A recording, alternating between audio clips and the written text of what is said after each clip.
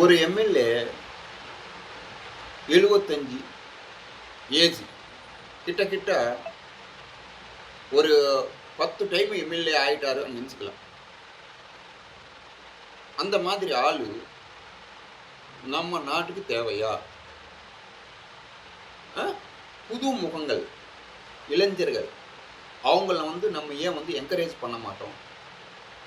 இதெல்லாம் என்ன இருக்கு அனுபவம்?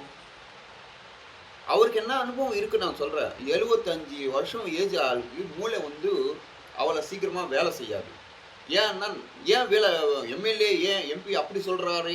ஏன் இந்த மாதிரி சொல்றீங்களேன்னு நீங்க என்ன கேட்கலாம். நீங்க யோசனை பண்ணுங்க. நம்ம வீட்டில் ஒரு வயசான ஆள் இருக்கு. அவருக்கு 70 ஏஜ்.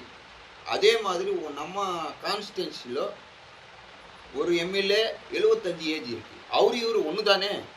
அப்போ நம்ம வீட்டில் இருக்கிற ஆளுங்களுக்கு எதனா கெட்டதோ நல்லதோ சொல்லும் போது அவர் மூளை சரியில்லைப்பா, வயசாகி போயிடுச்சு அப்படின்னு நம்ம சொல்லுவாங்கல்ல. அதே மாதிரி நம்ம கான்ஸ்டிட்யூன்சியில் ஒரு 75 ஏஜ் ஒரு எம்பினோ எம்எல்ஏனோ நாம் ஏன் அவங்கள ஜெயிச்சு எம்எல்ஏக்கா எம்பியாக நம்ம ஏன் நிற்க வைக்கணும்? தேவையா? நமக்கு அது தேவையே இல்லை. அவர் அனுபவம் போதும்.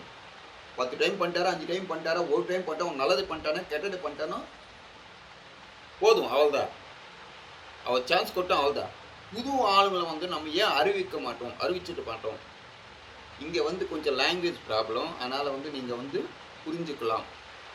புது ஆளுங்களுக்கு நம்ம என்கரேஜ் பண்ணணும். என்கரேஜ் பண்ணிட்டு அவங்களுக்கே ஒரு வாய்ப்பு கொடுக்கணும், ஒரு டைம் கொடுக்கணும்.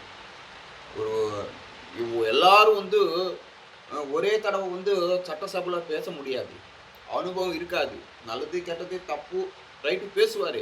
அதெல்லாம் என்கரேஜ் பண்ணணும். பார்க்காம போகணும். இப்போ நம்ம ஒரு வேலைக்கு ஒரு கம்பெனியில் வேலைக்கு போனோம். ஒரு டைம் தப்பு பண்ணுவோம். அப்போ என்ன சொல்லுவார்? அந்த கம்பெனியில் இருக்காருப்பா, பாருப்பா, நெக்ஸ்ட் டைம் இந்த வராமல் பார்த்துக்கோ சொல்லுவார். அதே மாதிரி நம்ம அந்த மாதிரி ப்ராப்ளம் வராமல் நம்ம பார்த்துக்கிறோம். அதே மாதிரி தான் அந்த எம்எல்ஏன்னு ஒரு டைம் ஏதோ தப்பு பண்ணுவான். நெக்ஸ்ட் டைமும் பண்ண முடியாமல் அவனை நம்ம சரி பண்ணணும். அங்கே இருக்கிற அளவுக்கு சரி பண்ணுவான். அதெல்லாம் விட்டுட்டு அவங்களுக்கு அனுபவம் கிடையாது, அவங்களுக்கு ராஜகீய அனுபவமே இல்லை, அவன் வால்போஸ்ட் எட்டு, அவன் ஆட்டோக்காரா, அவன் சினிமாக்காரா, இதெல்லாம் தேவையா? இங்கே இங்கே என்ன ப்ராப்ளம் ஆயிடுச்சுன்னா ஒரு எக்ஸ்பீரியன்ஸ், அது குவாலிஃபிகேஷன் இல்லாமல் போயிடுச்சு. அரசியலில் எல்லாம் எம்எல்ஏ ஆகணும்னு ட்ரை பண்ணுவான். எல்லாம் 75 80 வரைக்கும் 10 டைம் ஆகணும்னு ட்ரை பண்ணுவான்.